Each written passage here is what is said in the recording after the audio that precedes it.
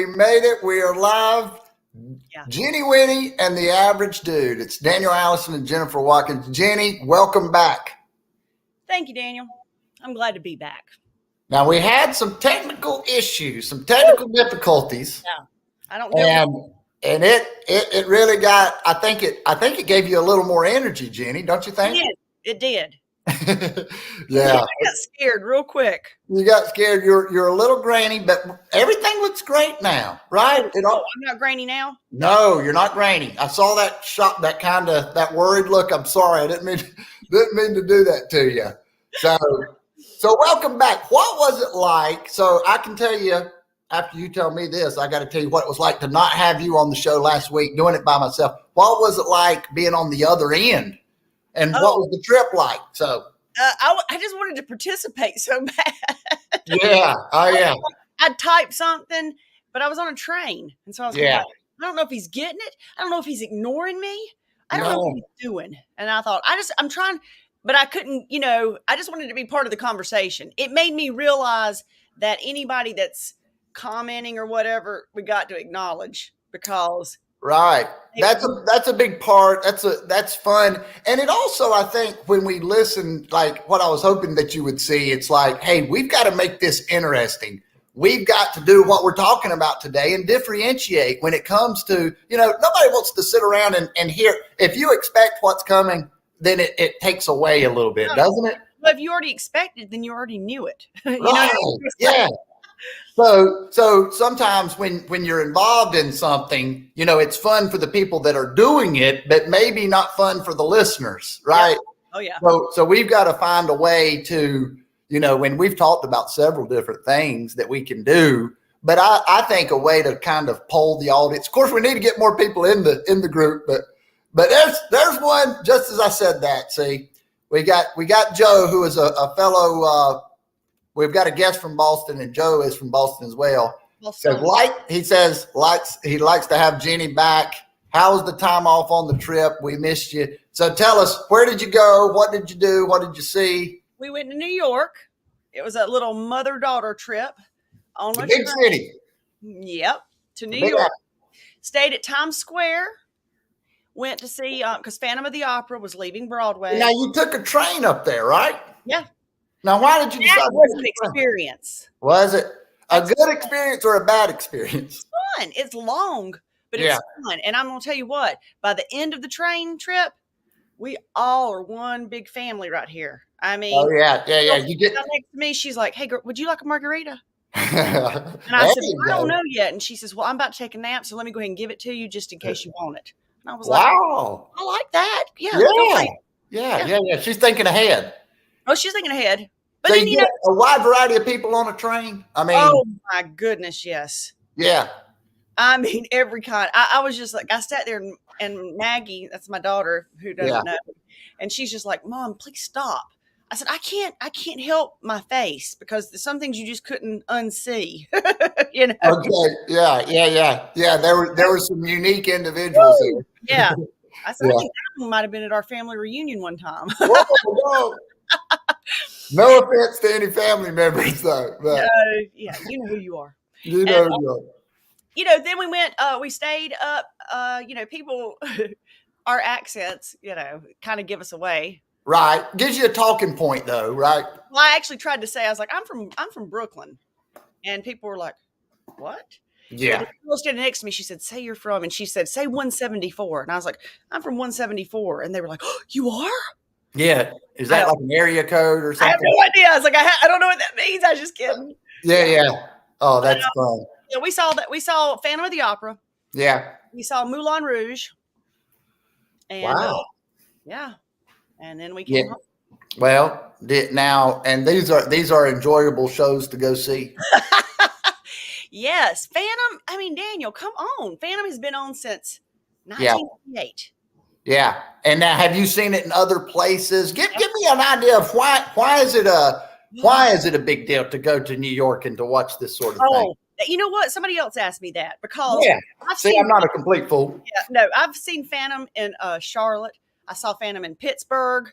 But when you go to New York, it's like that whole theater is just Phantom. You know what I mean? They've designed the whole theater. It's not like the show's coming in for a week. Ah, yes, I see. It's the whole vibe. I mean, the Moulin Rouge, you walked in, you thought, whoa, I'm at the Moulin Rouge. You know? Now that's cool. Yes. Yeah, it's not like, hey, let's put up some cardboard and right. No, it's like the chandeliers and everything is like you went into that setting. Right. Now, and the show itself, the performers, are they like next level? They're doing it on a level, another level in another league, as I like to say. Yeah. Yeah. Yeah. Yeah, they are. And I mean, we were a little disappointed because we were supposed to have this one guy to be in Moulin Rouge, but his understudy was there. And I was like, oh, okay. But, you know, it is what it is. But overall, a great experience. Now, would you take a train again and go somewhere? You would? Yep, absolutely. And what is that like price difference? I mean, I'm just curious. Honestly, it's usually cheap. It usually is cheap. I waited too long because I kept dragging my feet. I wasn't sure when we were going to go. I understand that. It got full. The train got full. So it was about, I think, $450 for both of us total round trip. Gotcha. But so how much is a plane ticket in comparison to that? Did you price it? Yeah, I did. It was cheaper to fly. Okay, it was cheaper to fly. Okay, that's where I was going. Yeah. Yeah. Now, in the beginning, when I looked at it, you know, we could have got a cute little sleeper car for $200, but that's because the train wasn't full, you know. So, but I wasted my time on it. So, it was. Well, that sounds like an interesting trip, and you did something new, and that's kind of on your agenda, isn't it, to do new things? I've done Amtrak once before. Okay. And, I went to Washington, but I wanted Maggie. Joe. It was a great time with my daughter because I wanted her to have that experience. And honestly, it's the longest form of travel. You don't get there quick like a plane. It's longer on a train than to drive. And but I had all that time with Maggie. Yeah, I loved it. That's right. Yeah, so you had the quality time, and I guess the cabin experience. I guess in a train, is it comfortable? You can sleep good. Well, you know what? It was like we were in just regular old, like just everybody sitting around us. But I would say that just regular coach seats on a train are equivalent to probably first class seats on an airplane. They're big and spacious. You got plug-ins. You can take food. You can take alcohol. Yeah. Oh, wow. Yeah. So people kind of make it a party train if they wanted to. There you go. Mm-hmm. Well, that sounds like a great time. It was fun. Well, we're glad to have you back. I will say, doing this little how'd you feel? It made me super uncomfortable to start, and we'll get to these comments without having any audience to kind of get some feedback. So even if we don't have anybody commenting like we do today, thank you, Joe and Melissa. Yeah. You know, when we have that kind of gives us a little bit of feedback on how we're doing, and you can kind of gauge. You're just speaking into the void. And so that was the first time that I've ever done that live, and not having you to, you know, shake your head in agreement, smile at me, or roll your eyes or anything, or throw up the question, you know, the question mark. Yeah. That was tough. That was tough to do it, but I'm glad I did it. And it also makes. Do you realize how much you appreciate me, though? I do. That is exactly where I was going to go. Is I'm so appreciative to have Jenny Winny back with me, and I think it helps with the interviews too, because we've got Eric coming in. We're going to introduce him shortly, but you know, having two perspectives, two minds going, and you might. We completely think differently sometimes. Yes. Like, why didn't you ask that? And you're like, well, Jenny, why didn't you ask it? And I was like, I didn't want to be stupid. You're like, nothing. Always ask. If it's stupid, I definitely want to hear it, because otherwise it just gets too, you know. It's I know, but I mean, I'm afraid what Eric might say is ask a stupid question. He might. No. There are no stupid questions. We're gonna make sure that we get all of those out. So let's read these comments real quick here. That doesn't count. Monorail does not count, because that's just going from one place. No, come on, Melissa. Melissa, you need to do it. And I took the opportunity. You'll appreciate this, Melissa. To watch. I'd never watched Guardians of the Galaxy, and so I watched both for Marvel. There you go. You got that. You were productive on the train. Productive. Hey, can I say something else too, Daniel, real quick? Yes, you can. Absolutely. All right, everybody. Spartanburg hosts Best of the Best every year. Yes. You know, and I've talked South Carolina, upstate South Carolina. Yeah. I have won, best boutique, best women's clothing store, blah, blah, blah. But guess what? I was kidding, Melissa, by the way. Go ahead. Daniel, Jenny, Winny, and the Average Dude were nominated. We're in the top 5 for Best of the Best radio personality, radio show personality. Right. This is not a radio show, but we are personalities, and we do a podcast, and it works. And the way that this works, and this is great promotion for us, okay? So Jenny's going to throw that up. We need the more. Right here, put the QR code, and it'll take you straight to the link. They don't look at how many people are watching our show. They look at how many people vote for us. So vote often, vote every day. Vote every day, and vote until your fingers bleed. No, we don't want you to be injured. But seriously, that would be a great thing to get a little extra momentum with what we're trying to do here. It's so we would appreciate it. Scan the QR code, go to the website, vote for Jenny, Winny, and the Average Dude, and hey, we will promise. What we will promise is to keep finding new, interesting, unique personalities and people to talk to, and continue this journey because it's a lot of fun, right? What we're hoping too, maybe, is that at Best of the Best, because Daniel and I went together last year. We had a table, and we'd love for them to let us set up outside and let us review all these Best of the Best. Let's see the best of Spartanburg in the upstate.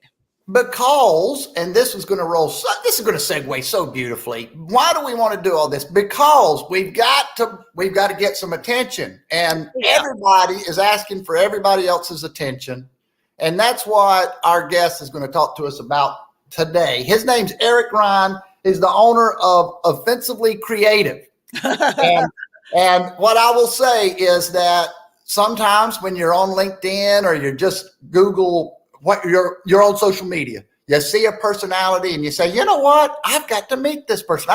This is an interesting individual. Yeah. So what did you say though when you told me? Oh yeah. I'm gonna bring him on. Okay. I'm gonna bring him on. So here comes Eric. Da-da-da-da. Hey, welcome to the show, my friend. Hey, this is my favorite show on the internet. Just so you know. That's awesome. Tell you, best episode so far. I think so. Right. Train travel, theater, accents, best. I just voted for you, by the way. You're welcome. Thank you. Thank you. Hey, that's one more vote towards our goal of being best of the best. So I will say I was kidding with Jenny. So I was on LinkedIn, and I don't remember exactly how I came across. I know his hair. We've already got a comment about the hair. Bad, right? It's not bad. I love his hair. I love your hair, Melissa. And I've never been on a train either, by the way. Yeah. It's fun. Yeah. So I was on LinkedIn. I saw a video where Eric is doing his thing. We'll talk a little bit more about that. But I said, man, I'd like to talk to him.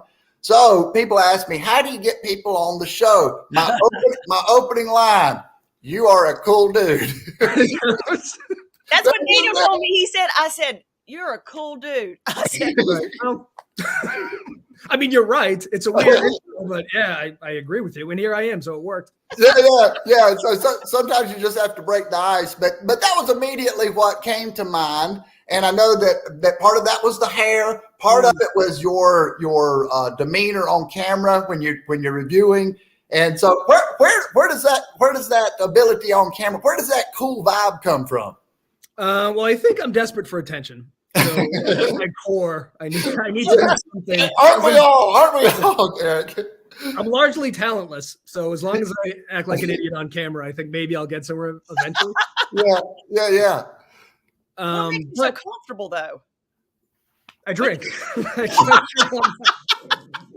time I feel emotions, I just drink until they go away, and then you can do anything. It's amazing. You don't remember like an idiot, but I think, because we do crack research here at Offensively Creative, I watched the Average Dude's interview with Jesse Cole, the Savannah Banana guy. Yes. Great interview, by the way.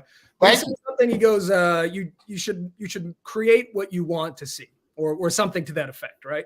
Yeah. LinkedIn's so goddamn boring. It's like a high school with no cool kids, you know? Yeah. You're cool, you're somewhere else. You're on TikTok, dancing around in a bikini. I don't know what you're doing, but you're not on LinkedIn. So yeah. I agree.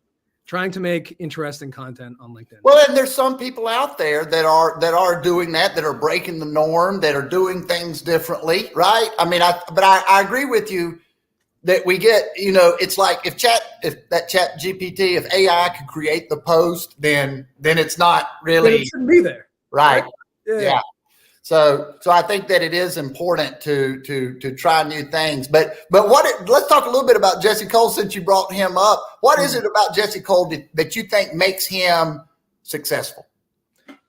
I don't know, everything. I wish I was him. Like, first of all, like, fuck my hair. He wears an orange or yellow tuxedo. I mean, that's the way to go, right? Like, this is child's play compared to what this guy does. Yeah. And I think he fundamentally, like, he sold his house because he missed payroll. I mean, first of all, he's a genius. Second of all, he's very committed. I'm not nearly that committed, right? Yeah. So I think maybe you have to be, but I just think he's so right. Like, part of the big boring on LinkedIn thing is I think David Ogilvy, you know who that is? The father of advertising. He says you can't bore people into buying your product. You can only interest them into buying your product. Mm-hmm. Like, you wouldn't know that. It's almost as if like the B2B world and LinkedIn was like, bullshit, we can't. And then they're just boring across the board. But Jesse Cole is the epitome because baseball is so rooted in tradition and being boring. Like, you can't even look at a home run ball without old people crying. Like, what was he doing? This guy was dancing. Like, he took the most boring thing on the planet and made it palatable. Like, there you go. Case, So he's the best. I agree. I mean, I can see now why you like Jesse. Yeah, can you imagine wearing a yellow tuxedo with the hair? You'd be unstoppable. I gotta do it. Not yellow though. I can't copy Jesse. Yeah, it's gonna have to be a different thing. But yeah, that's an important thing. You're right. You're taking something that's boring, and let's talk about podcasting, right? I mean, podcasting. There's a lot of podcasts out there. There are. So it becomes, how can we break the norm? How can we do things differently? The way that we try to do that is to have no planning or no pre-planning and to try to have organic conversations. You and I didn't talk about exactly what we're going to talk about. No. What are some other ideas, some things that come to your mind? I don't think you have. Do you have a podcast, Eric? I kind of have a podcast. It's called a 5 Bourbon Lunch Show. I haven't been as committed to it as I should be because at the end, me and my guests are very drunk. So what I do is I send my guests 5 bourbon samples blind. Yeah. Then I read the pretentious tasting notes, and then I ask them questions that have nothing to do with business. Like the first one is, if you were on a desert island and you could bring the complete catalogs of 5 separate musical artists / bands, who would they be? Oh, Winny. Good question. Why don't you ask? Well, here's the thing. A lot of people like rush into it, and I think you got to think about that. Think about this, because like some people go McCartney because then you get Wings and the Beatles, and that's a lot of music. Yeah. But it's not a very interesting choice because So that's the first bourbon. And by the 5th, I ask a non-scripted question, and I can never remember them because I'm drunk and they're drunk. And then it takes a lot of editing. But I mean, I think it adds an element of something, and I think podcasts kind of need that. Yeah. I believe Melissa's interested in being a guest if you want to get this thing restarted. Oh, yeah. Like bourbon right here. I couldn't find my. We got to go back to that first question. What was that question again? If you're stranded on an island. You're on an island. You get to bring the complete works of 5 different musical bands / artists. Because sometimes I say band and they go, well, what about Madonna? Okay, obviously that counts. Okay, so musical band / artists. Right. And then one band that you hate. Okay, so we're going to turn it around. We're going to make Jenny the guest on Eric's podcast right here. Good. I like that question.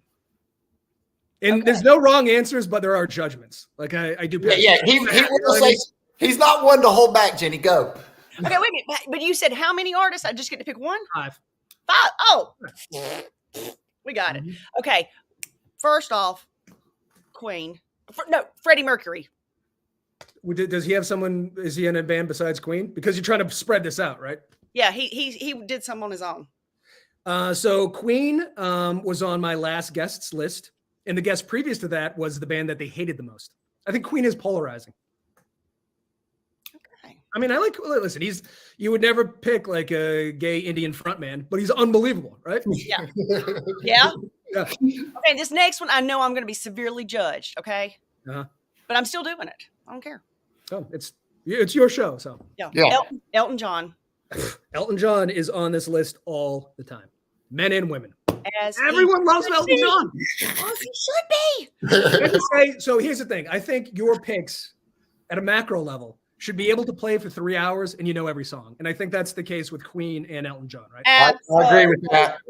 Yes. Okay. I mean, those are really, I mean, whew. Oh, Sting.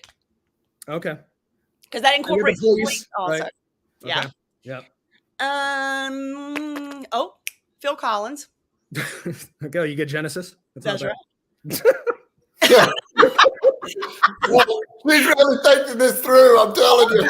Listen, I just like what I like. And yeah. Yeah.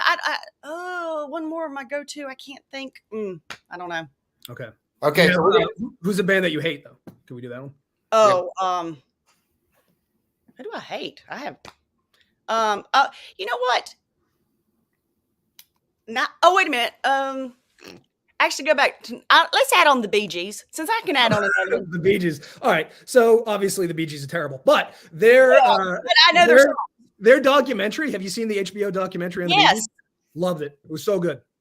So good. But in one group I wouldn't want would be any country group. Oh, thank you. Country is the worst thing in the world. Too depressing. It tells me. It does. So bad. It's so bad and trite. Like there's no mystery involved in the lyrics. It's like I drank too much and I left you. Yeah. Yeah. Okay, so we're gonna bring up some of these comments from the audience. So I like this. Good. Yeah. Joe's got Boston, Journey, the Beatles, U2, and Dropkick Murphy because, like Eric, Joe is from Boston. So I like when people throw in the dark horse candidate because under normal circumstances, no one's picking the Dropkick Murphys. But I think everyone should have like a weird one, you know? Yeah. And I've never heard of Dropkick Murphy. Yeah, Maroon 5. Maroon 5 is your fifth? Yeah, I think so. Okay. So you're kicking off the Bee Gees? Yeah, I'm taking off the Bee Gees because, I mean, I've seen Maroon 5 like 6 or 7 times. So. Wow. That's impressive. I've seen Poison 11 times. Non-ironically, I love hair metal. I love it. Whoa, no. Yeah. But now wait a minute. All hair metal to me sounds the same. You know, that's what makes it great. It's about strippers and cocaine and the Sunset Strip, and guitar solos, big hair. Wow.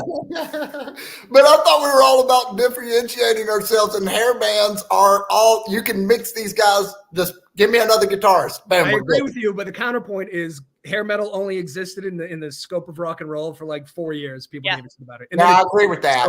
So they're nothing like the Beatles, and they're nothing like U2. So in a sense, they are kind of unique. I mean, I know they all sounded the same, but so did grunge. And no one's going to say that sucks. That's true. And so it kind of forms its own little niche. Everybody, like you say, it was just a certain time period, and I think it does take us back to riding to school in the Scirocco, right, Jenny? Mm-hmm.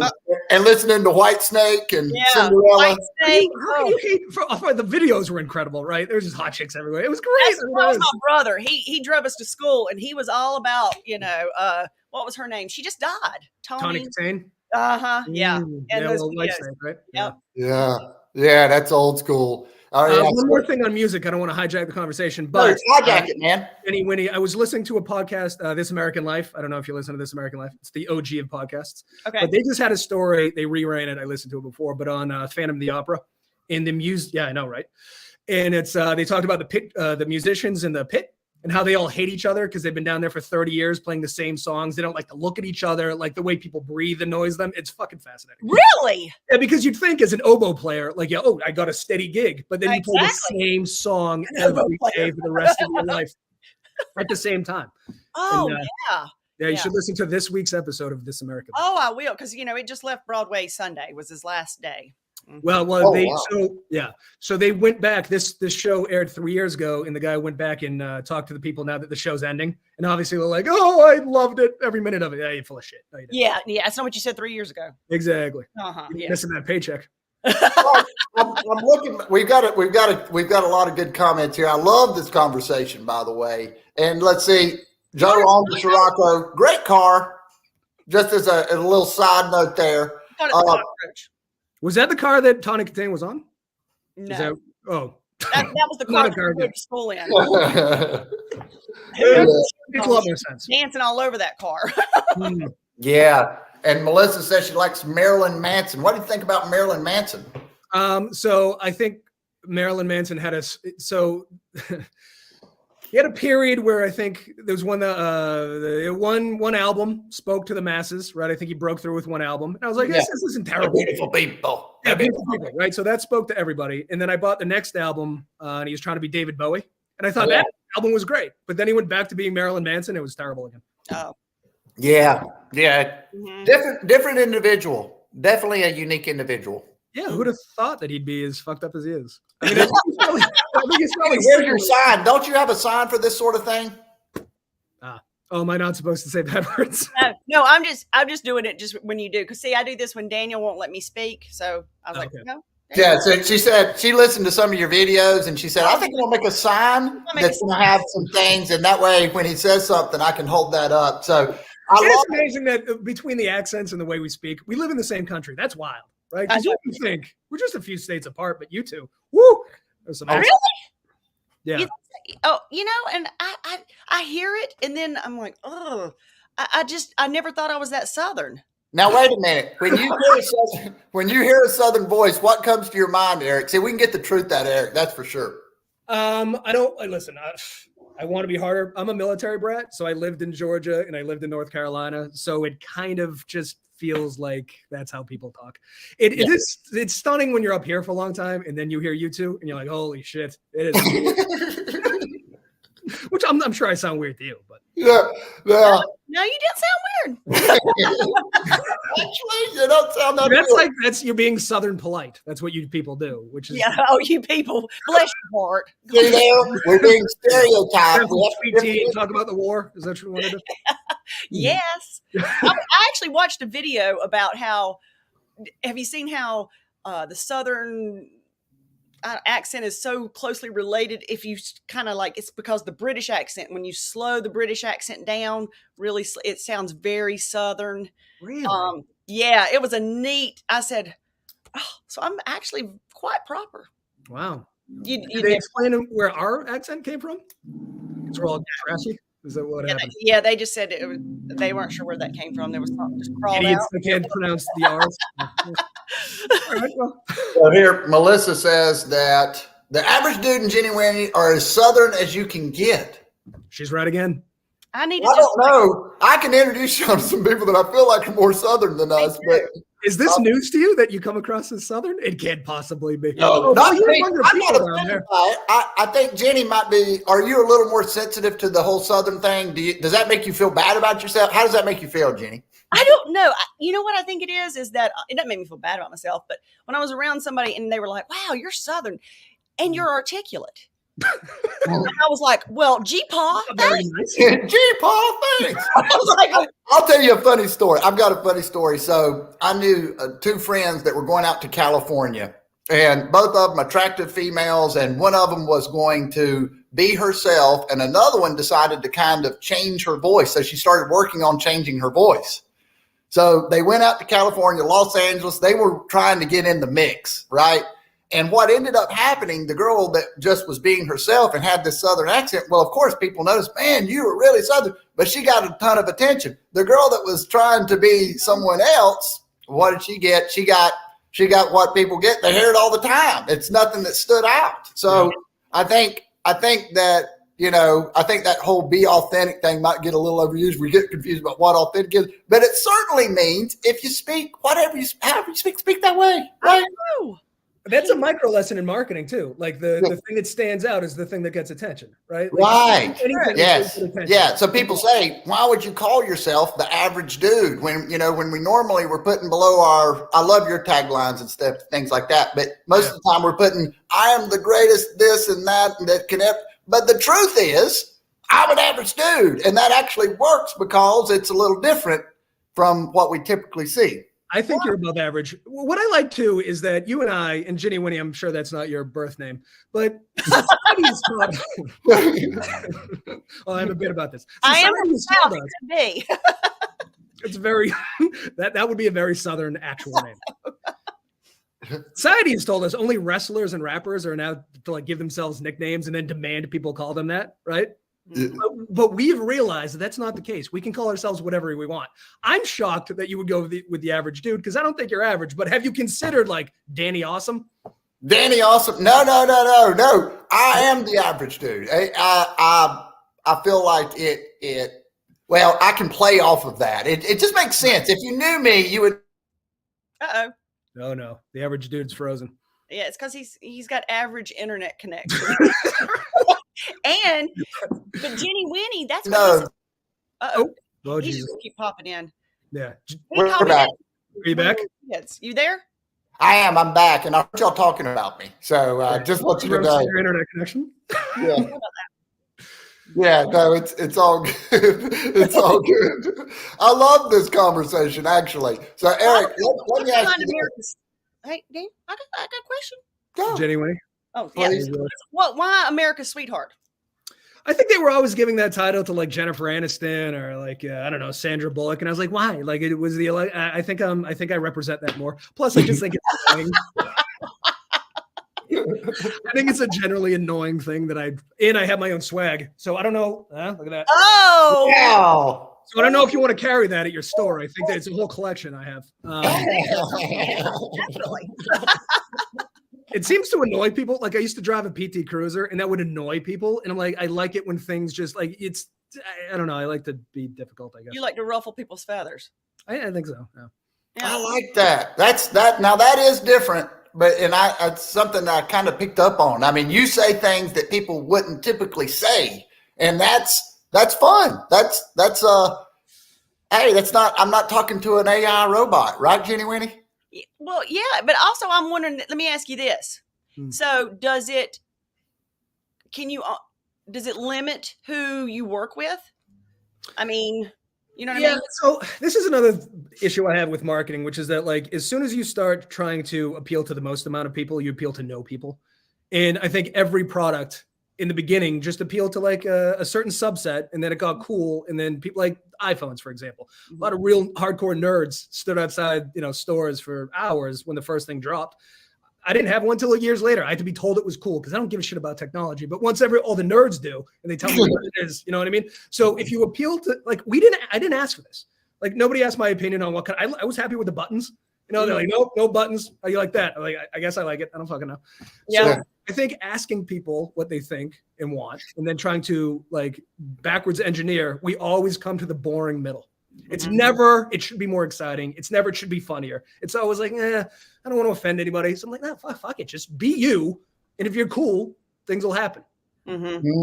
Yeah. I clearly didn't give a shit. Like if he thought, how should I be a successful baseball team? He would have done what every other baseball team did. And it wasn't working. So now they dance around like idiots and everybody loves them. Everybody loves him. And he pushes the envelope, and they have brainstorming sessions about what can we try that's really going to surprise people? And they're not afraid to fail. He fails every time they do a ball game, right? They're coming up with new ideas, fresh ideas. I think that's there's a lot to be learned from that, right? Because we're scared to try new things, even within these little shoeboxes that we create. I know. And the thing is, like, we know that the extremes affect us. Like if you get a great deal on something, you're happy. If you spend a shit ton on something, it has value, you're happy. The middle doesn't do anything for you, right? And that's true of experiences, people, relationships. Like we like the extremes, but then we're like, oh, we're going to sell something. How do we sell it? Well, we have to make it boring. First of all, very boring. Yes. Attractions either. Yes, absolutely. Yeah. So tell us more. First, let me ask you this. I keep seeing the Friedrich Nietzsche. I see all these things. Like your mind is like here, and everywhere. How does Mr. Nietzsche come into this psyche called Eric Ryan? I'm trying to be. I'm over here trying to be the Ubermensch. I'm trying to be. I see you. Hey, we're going to have to educate some people on that one now. Yeah, I mean, I want to reach self-actualization, and by that I just mean I want to be independently wealthy and drink all day. I think that's create my own values. Yeah. Yeah. The thing is, like, you create your own values. God is dead. Like, and I sort of, I don't want to get religious, but like, I think here's what I know. I'm here and I got to make the most out of this thing. There might be something else, but all right, that'll be icing on the cake, right? So sort of, invent yourself, invent who you want to be, define your values and go after them. And that's why, if I'm not appealing to everybody, great. You probably shouldn't appeal to everybody. Right. Nothing, nothing appeals to everybody. Right. Right. Nothing appeals to everybody. That's an impossible thing to achieve. So why bother? Just do the shit that you do that you like, and you'll find your people that like that. That's right. That's it. And you know what? It was like a while back, I had a reel that just had some negative comments. But in the marketing girl that I had Instagram reel. Yeah. Instagram reel. Instagram. Anyway. For the clothing thing? Huh? For the clothing thing? Okay. Yeah. And, it was kind of like, somebody started getting kind of ugly. But hey, you know what? It was kind of good because now it's got like 500,000 views, and now I've got all these people contacting me and I'm like, mm-hmm. But then, yeah. And that's what you said. And I don't know why people feel the need to say what they don't like, but hey, you're looking at it. So I don't know either, but you watch these big brands, like when Nike hitched its thing to Colin Kaepernick, that was, very divisive, but Nike's core audience is pro Kaepernick. So like, okay, other people are getting upset. You don't buy the shit anyway. So who cares? Yeah. So that's true. That is true. And you know what? I think like you probably definitely stand out when you are pitching something or whatever. I told somebody that all these messages that come in on LinkedIn, they are so boring sales pitches. Yeah. How would you feel if I could capital, and it's just like, that does not catch your attention at all. So the thing that I've done that's worked the best is wacky LinkedIn DM messages. Like my first thing when I try to connect with somebody is I invite them to a pizza party, a pretend pizza party. It's stupid. It's a throwaway line, but I get 50% connection rate, which is fucking wild, right? I mean, that's very difficult. I've seen the stats on this software that I use. And then same thing with cold email. You just have to be weird because the brain is wired to marketing, sale, delete. But my first line is I think Aerosmith is the greatest American rock and roll band. Oh God, I forgot Aerosmith. Oh, you're putting them on because they're on my list. Yeah, take Maroon 5 off and put Aerosmith on. I can't even believe I left that off. Well, now you're talking, right? So if you got that email, you'd read the second line, which is also a joke, and then the third line is the pitch. So it seems, so if you write like they're a person and you're writing like they're your friend, their brain doesn't know what to do with it, and so it fucking reads it, right? That's right. Write like they're a person and you're a friend. I like that. Yeah, humanize them and make it more personalized, maybe, and speak to them like you would speak to a friend. And I like that. That's good stuff. Why would we ever do the other thing, which is write like a robot? Like all these jobs are less than 100 years old. What moron came up with the idea that we should write like we don't talk this way? We don't naturally write this way. Wait a minute. So let's in your business, do you consult with people to help them think more creatively, or you do the thing? I hire you and you do the creative thinking for me. How does that work? So I co-own a real digital marketing agency called 190 West, and we do all the traditional stuff: SEO, PPC, email marketing, all the content. And that's fine. But what would happen inevitably is I'd get pulled into an account and they'd want to be pitched a creative idea or something. So I'd do it and then they'd like whittle it down to nothing or they reject it. And I get very mad. I thought it was going to be like Mad Men. I thought it was going to be. I was going to say Mad Men. Yeah, I thought everyone's going to love me. And then I pitch and then I go and drink and sleep with my secretary. It didn't happen. Okay. I come up with these great ideas and then nothing happens. And I was like, instead of trying to convince boring clients to do fun things, why don't I find fun clients who want to do fun things, right? There you go. So Offensively Creative is sort of an offshoot of that. But even, I don't know, it's tough, man. Like inevitably people will take an edgy idea and then committee will get involved and like, we can't say this. We might offend somebody over there. And then it becomes nothing. Like a lot of I use Trump as a fodder in my videos a lot because I'm a hack and it's easy. And I've had a lot of people go, well, a lot of business owners are Republicans. I don't give a shit. It's like, I don't care if you're Republican. I'm not going to work with you. Like, but yeah, as soon as you compromise on one thing, you'll compromise on everything. It's like, well, you can't make fun of Obama then. I'm like, shut up. So I'm trying to find, and I have a few interesting clients that want to do interesting things. And here's the thing I tell them. I'm not redefining your brand. This isn't who you are. This is a campaign. Let's do an interesting campaign and see what happens. Interesting. Yeah. Was it for you? Like you won't work with some that don't want to go that route or whatever? I mean, do you not like to put your name on it? I prefer not to. Okay. I just marketing is another thing too. Like it's a weird space to be in because everybody thinks they're a marketing expert. Like if you're in a plane, you never go, hey, listen, we're at 30,000 feet, maybe 32, bank a left over here. Like you just sit down and shut up and you fly somewhere.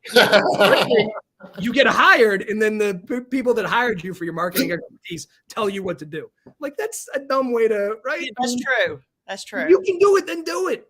Well, I think you're just the person to differentiate. Your natural and I think that's important for people to find where they really belong. I would say that thinking creatively and saying what's on your mind, maybe it's a Boston thing, maybe it's a family thing. Where did that come from? I mean, isn't that your natural deal? To be kind of a deal, but I was raised, my father's in the military. So I think it was a lot of like rebellion, although he's as liberal as you can get for somebody in the military. So he didn't really give a shit. I was just raging against nothing. Yeah. You just wanted to rage. I just wanted to be mad and pissed off. Yeah. There was a little of that constraint that I got to rail against, even though it wasn't really anything. But I don't know. I just think it's natural. And I find if you talk to people like this, they sort of become who they are. And not everyone in the business world is a nerd. They just act like a nerd because I guess that's what we're supposed to do. They think that's what they're supposed to do. And me and Daniel have talked about this. I can go, well, like sometimes we'll be in Atlanta for market and this and that, and people will be putting on this grandiose, like I'm still this. It's still me. You know what I mean? But people enjoy that more. I get so much more accomplished just being myself. I'm like, I'm not going to pretend to be like, well, I've had my business for 20 years and blah, blah, blah, blah, blah. You know, who cares? Why does everybody do that? I think maybe because they parrot behavior that they've seen or they're not comfortable. I don't know. I agree completely. But it's pervasive. And like I have people that I know very well, and then we'll get on a call and there's somebody else. And I'm like, why do you do that? It's like, that was not even you. Yeah, I got it. Yeah.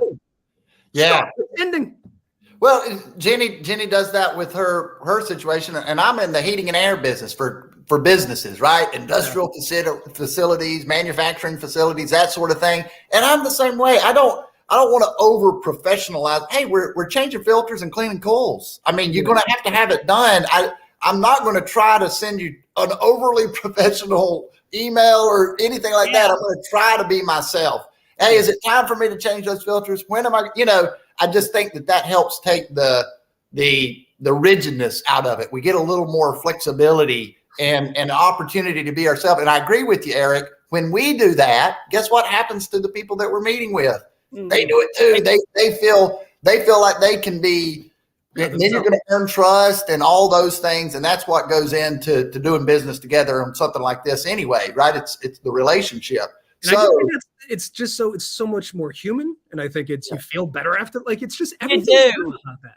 Yeah, and you know, it's like even people that have come on here to talk with me and Daniel, they come on and then they go, "That was just fun. It was just like having a conversation. You know, we're just chit chatting. We're not sitting there being like, so Eric, tell me about the ratio of blah blah blah. Who cares?" Well, we try to do that. I love that, that whole idea of just doing what we're doing right now. I love it. And doesn't always work. Let's see. We've got Joe here. Let's bring up some of the comments, Jenny. Can you do that for me? Well, I surely can, Daniel. Thank you. Be curious. Dream on. Yeah. Dream On is a top 10 song of all time. It is it's not my absolute favorite of Aerosmith. Have you ever seen Aerosmith in concert? Of course. Come on. Yeah. A fun fact about the average dude, I can play that on the guitar. Just that's all. Nice. You can. Yeah. I can. Well, I can above average. You're the above average fella. Yeah. No. I'm working hard to get up to the average, actually. Oh, class song. Oh shit. All right. So I'm also the class of 1999. Oh wow. And I don't want to brag or anything, but I graduated high school in South Korea as class president, and then they gave me this plaque. So listen, 99 was a big year. I peaked in high school, but like Jesus said, it's better to peak in high school than to never peak at all. That makes us feel extremely old. Oh, class of 99. No, it doesn't make me feel old at all, actually. So. Speaking of, this is my undefeated football Letterman jacket from 1999 too. So I'm really good for you. Yeah, dude, you've got the swag on. You've got all your trophies around you. You're not average at all. I haven't won shit since 1999, so I have to. That's 20 years. So Melissa's a big fan already. I know that she's in technology and she's a big fan, and I think she shares some of the. But we stereotype people in technology, and we think that they've got to be the IT nerds, right? I was in technology for a while, so. Mm-hmm. If they're not all nerds, and listen, nothing's binary, right? Then, and this is true of not just people in technology, in any kind of business. It's stop being nerds. Like, just show some personality, for Christ's sakes, you know? Yeah, be you. Just be you. Yes. And what's the other thing? Like, I just really don't understand whose idea was this, that we walk into an office or a professional setting, we stop being who we are. That can't possibly be good. Yeah. No. Unless you suck. Like, if you really suck and you have to be like you're improving yourself somehow, awesome. But chances are you don't suck that bad, and you should just be who you are. You'll suck that bad. Probably not. I mean, you suck pretty bad, but not that bad. Yeah, I mean, it's a bell curve of suck. But you know what? And I know that I'm going back to my business or whatever, but yeah, let's do it. Let's go back. I'm saying it applies that way too, because the way I put things together, even the people, the reps, the manufacturers, they go, you cross everything. I do. I put something out there that catches your eye, then you might buy one thing of it. You know what I mean? But I make an impact and they go, wow, that is gross. That's ugly. Or they're like, I love it. I would never put that together. Good. I'm glad you never would have, because that's what I do. You know, isn't that a big part of fashion is like, you want to get noticed, right? You want to stand out. Like, you're not buying something to be, background noise. Yeah. Thank you. Oh, yeah. I feel better. I feel validated. There you go. You should feel better now. Do that for you.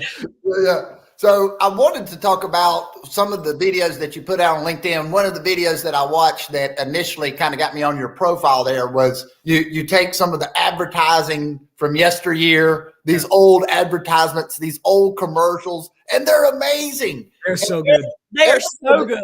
They really are. And we're going to talk about the Folgers here in a minute. That's what that Folgers commercial had me cracking up. I mean, that's really amazing that they did it.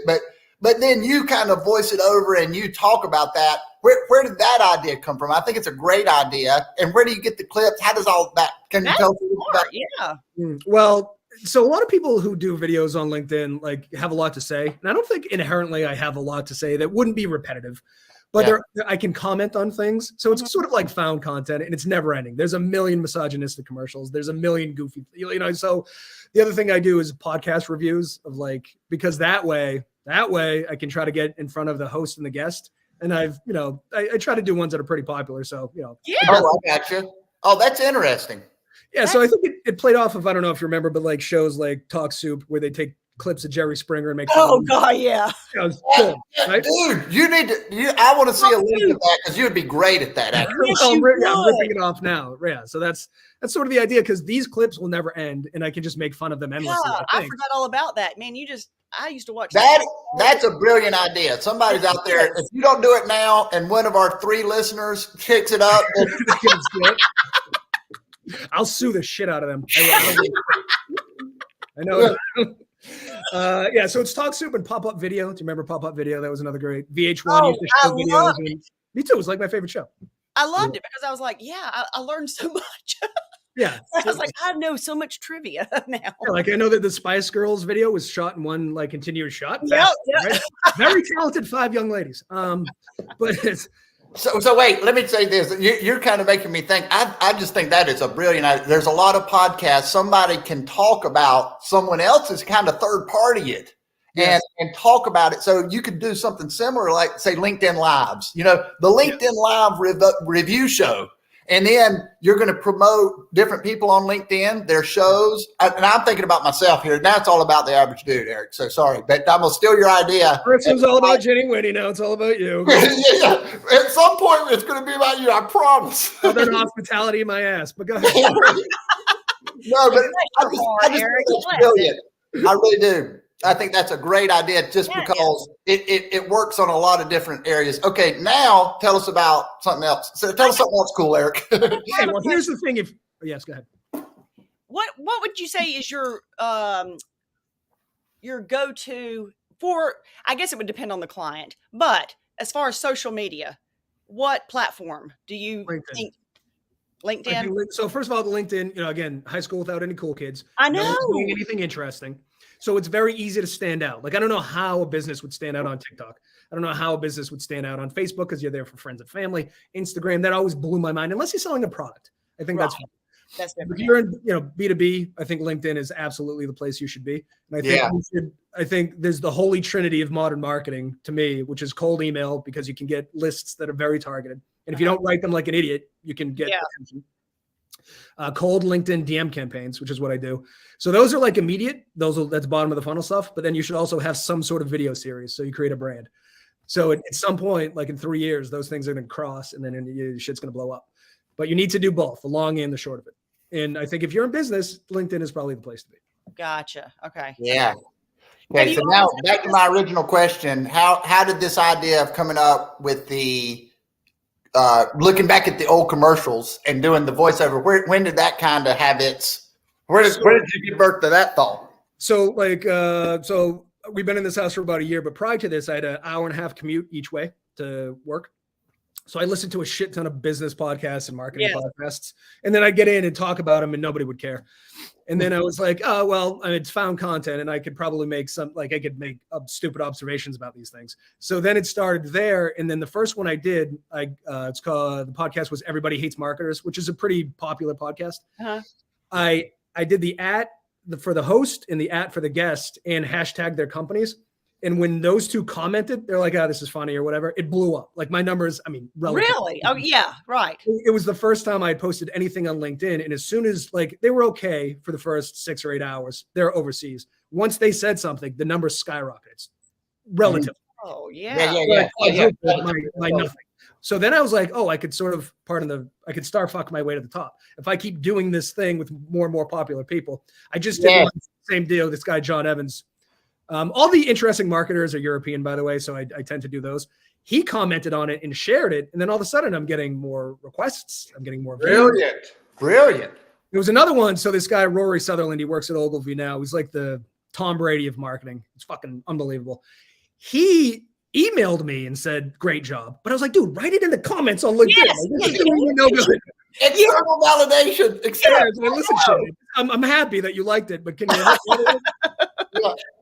So that's the other, No, that is so. It's giving me ideas. I think that's like you say. You kind of piggyback what they're doing, and very often when I listen to podcasts and things like that, I have takeaways and I'll take notes and what does it mean to me, and then you can speak authentically about that, and it helps them, it helps you, and like you say, you can get your way to the top by piggybacking off of successful people. See how I did that? I just saw how you did that, Daniel. You implemented it very well. Here's the other thing too. I have a question too. Can I just say one other thing? Yeah, you go. This is just for Daniel, not you. Okay. So the other thing is that I think personality is the thing that's going to sell. So take ESPN, for example. ESPN used to watch it for the sports scores, right? Because you couldn't get them anywhere else. We didn't have a phone. Now sports scores are everywhere. So what you need is lunatics like Stephen A. Smith screaming about everything because that's what we want, commentary. Because the scores, who gives a shit? I can look up instantly. I want Charles Barkley's opinion on Draymond Green stomping that dude because it's funny and it's entertaining. It's hilarious. It's hilarious. So now he's taken what used to be, the Red Sox won 6-2, which would never happen because we suck. But we've taken just the facts, and now we've added personality and humor and wit, and that's what you should be doing. See, that's my takeaway. I always tell Daniel I have a takeaway. Usually, something. You've said so many good things. Don't get me wrong, but that right there, honestly, it's like give it personality. Somebody can do exactly what you're doing, and it could be just Bueller, exactly. Or you can make it fun. I even enjoy, and I don't even like to watch commentary on sports, but I like watching when they get to talking to each other and they're smack talking. And this Charles Barkley and Shaquille O'Neal are the funniest things on TV. They are. I don't know what they're making. It should be more. They should do every sport. It's unbelievable. Yes, I would agree with that. So we're running out of time here, but this has been a big win. Having Mr. Eric Ryan on, this has been really fun. Yeah. Different. It's been different, right? No, but I've learned. Yeah. What I was going to ask though is just was this what you've always wanted to do, or did you go in a different line of work to start with? Oh no, I stumbled upon it. So upon graduation of college, I went to professional wrestling school. And not just professional wrestling school, the Harvard of professional wrestling schools. Just so what was the wrestler name going to be? America's Sweetheart? America's Sweetheart. Wait, I wish. It was Elvis Cuervo because of the hair, and I have a tequila problem. So America's Sweetheart. Isn't there already a wrestler, America's Sweetheart? If there is, I'll kick his ass. I'll pretend to kick his ass. Yeah. Oh boy, that's funny. Yeah, but professional wrestling school is way too hard. I don't know if you know this, but it hurts. Like, it hurts so much. I played football and baseball in high school. You can't compare it. Oh, really? It is so painful. That's why they all die of drug overdoses. You can't feel the pain. So, oh my gosh. Yeah, it was bad. It was real bad. So I dropped out because a 16-year-old girl named Sparkles did a Ric Flair chest chop, and I cried. Like, not out of just inadvertently. Like, I just teared up, and I go, I don't think this is for me. Oh yeah, there's no crying in pro wrestling. No, Tears. You don't want Sparkles does it, when it's. Yeah, Sparkles. It hurt my soul a little bit. So I want to pull up a few last comments here. Let's say Eric Ryan with the first two names is memorable. I'll agree. Authentic and Bull in the Woods was funny. That's another commercial that I reviewed. Oh yeah. And then we've got one more comment. Oh yeah. So Eric's going to do the MC roast when Daniel and Jenny Winny have our inaugural. I like that too. So insult comedy is my favorite kind of comedy. Yeah, so, I don't like it. Oh my God, I love it. Oh. Yeah, well, no, if it's not directed at me. Oh yeah. Well, no, I don't want any part of it. Yeah. No, I don't mind that then. Let's just do it. We'll roast. No, I've got to talk about that now. I agree with you. These roasts are funny, and I think you would be great at it. And but yeah, would you be able to do it, Jenny? We're gonna have the roast of Jenny. Let's just say that Jenny Winny, all of a sudden you're gonna have a Comedy Central and you're gonna have 5 or 6. No. So, I get so uncomfortable when I'm watching the Comedy Central roast. I mean, they're hilarious. Greg Giraldo is the greatest roaster of all time. Who was it? Greg Giraldo. He's dead. Yeah. I just read his book. Like some people, the backstage politics of those roasts, because like Joan Rivers shut it down after a joke about her daughter, and they had to like convince her to come back. It was like people.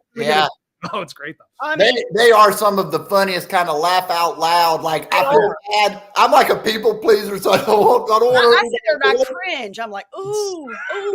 Yeah. Oh man, Eric, this has been so much fun, man. So.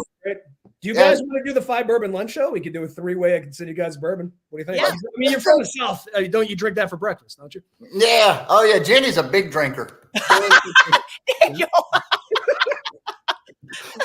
don't know. I just felt like I needed to fit in. I said, Jenny's a big drinker. Yeah, just throw me in there, Daniel.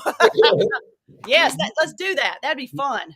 Okay. Yeah, absolutely. We'd love to. And there's a lot to think about. You've actually given me some ideas of some things that I can do. And so that's always great. That's why we love to do this. We love to meet interesting people. Work through the fear, Jenny. It would be great, Eric. Wonderful. And to increase listeners. Oh, yeah. Dude, let me just say this. You get Jenny Winny and the average dude on there. You want to talk about numbers ramping up in a hurry. It's going to be, hey, there you go. 2 or 3 million, you think? I don't know if it's going to be 2 or 3 million. I'll do some calculations. I'll get back to you. Let me know. Send you an email. Wait. All right. I don't do it live though, because inevitably when you get drunk, you're going to say some dumb shit. So I edited that all out. So you don't have to worry. Yeah. I'll protect my guests. I don't do any of this live stuff. Well, thanks for coming on, Eric. We'll see you soon, my friend. Thank you. Guys. Bye. Yeah. So, Jenny, I had to just close. You got a minute to tell me, what did you think of Eric? Listen, at first I was kind of like, I was going to be nervous because I know that he does just, that was so much fun. I was afraid, like he was going to, he says what's on his mind. And then, I get like, oh, good. Oh, yeah. Because, well, it's like this, you get nervous. We were playing golf yesterday. I played in a golf tournament yesterday, and there were some guys behind us that were getting upset because we weren't playing fast enough.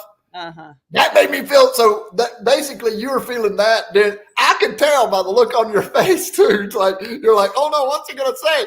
Well, it was because I was like, and then I was like, oh no, I don't. Well, and then I thought, you know what? I'm going with this. As soon as he brought up music and stuff, I know, wasn't that great? I said, and so sometimes you don't know how that's going to go, and I'm like, man, he's a different. And then it's like, okay, the music thing, and there we go. That's exactly how you and I have talked about doing stuff like that, like random questions, not industry oriented. You know what I mean? Just kind of, Yeah, and this was a great change of pace. So we've been interviewing people that are local, and I love doing that, but I love also you got to sprinkle this in, right? And get to know some people that are unique, that are different. That's going to say things that you don't expect. And I think that, like Melissa said, she enjoyed that one. So we're gonna all learn a little something from the show today. So definitely. So hey, thanks for tuning in. Our hour is up. We'll see you next time, next week. Same bat time, same bat channel. Bye. Bye.